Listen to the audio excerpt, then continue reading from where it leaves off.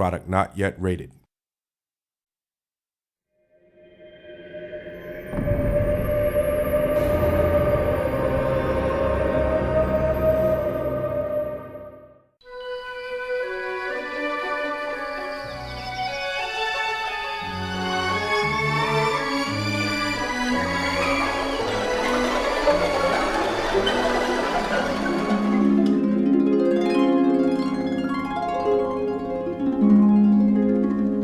Yes, I am a geek and a Greek. I would say I'm a hidden geek. I am a complete geek. Well, I don't think so. I like to keep up with the latest trends on the high streets. I suppose I am a bit of a geek. I've had the traditional geek bringing up. I had a chemistry set at the age of 7. Tim Rance is a very big geek, yeah, but I mean, we can sort of make exceptions for some people. Attention to all sorts of very obscure technical details that bores everybody stupid.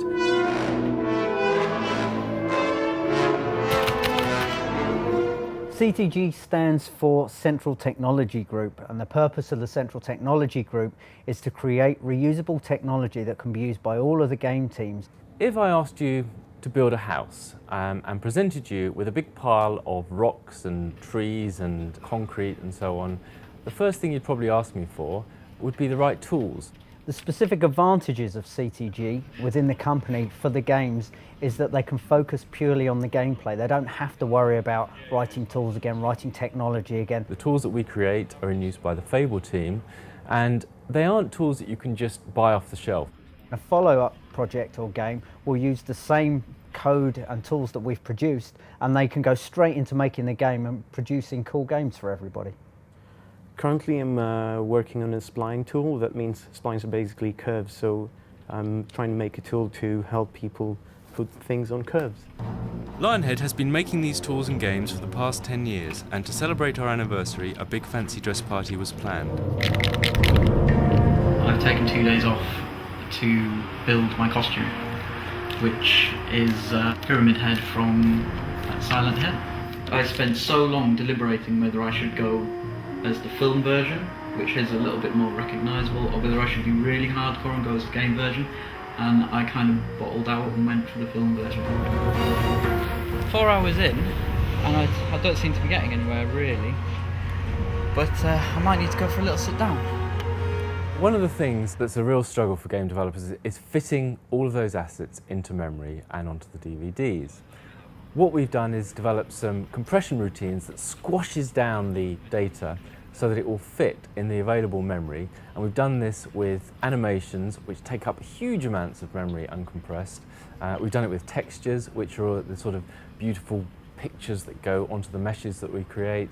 In an animation, which is basically the movement of a character around the world, we've managed to squeeze those down to just 1% of their original size. It just helps the pipeline, the content from the people, the creative people, through to the actual game itself.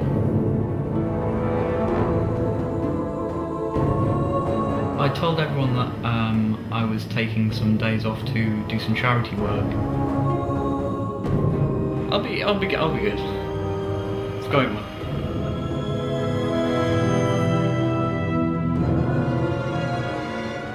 In Lionhead, as we are focused on creating games which cost tens of millions of dollars, sometimes it's great to be able to have a small group of people who can actually spend some time that's not directly on the main game development, and instead can research a bit of blue sky thinking. One example of that is we thought that it'd be very interesting to look at new types of combat. We wanted to experiment with something that really brought the drama out of combat.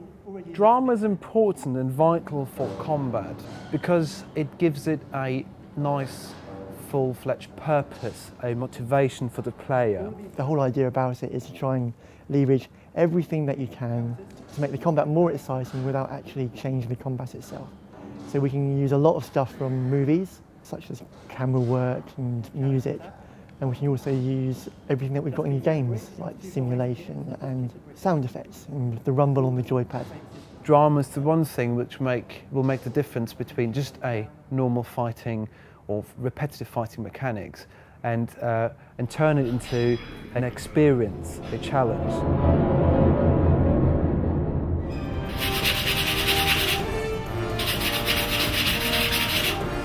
apart from running out of paint and finding out that this is coming off all over me and my clothes, well, I'm a little bit behind, but I'll just work through the night again. There's a whole range of things that have gone into Fable 2 to help the production of Fable 2 and the game itself. The fog adds a certain sense of atmosphere. Pete thought it was a good idea to actually get a fog machine in. It was quite good fun actually. We put it in a bucket and all of a sudden our bucket was full of mist and we just spent the entire day playing with it. It was great. We used it to get a good sense of how mist moves around and then I believe Peter Molyneux nicked it for his pond at home and he still hasn't returned it. Strange things are afoot in Peter's garden. And it's not just the mystery of the missing fog machine. Lionhead celebrated its 10th anniversary in style. Pyramid Head was in good company with numerous game celebrities in attendance.